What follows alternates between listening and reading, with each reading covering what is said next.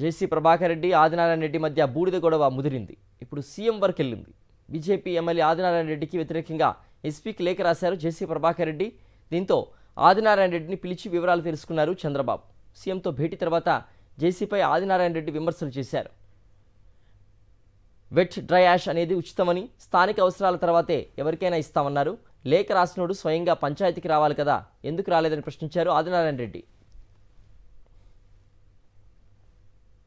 RTPP ప్లయాసు రెండు రకాలు, dry ప్లయాసు, wet ప్లయాసు. Dry ప్లయాసు రోజుకు 4000 టన్నులు మెట్రిక్ టన్నులు బయటకు వస్తుంది.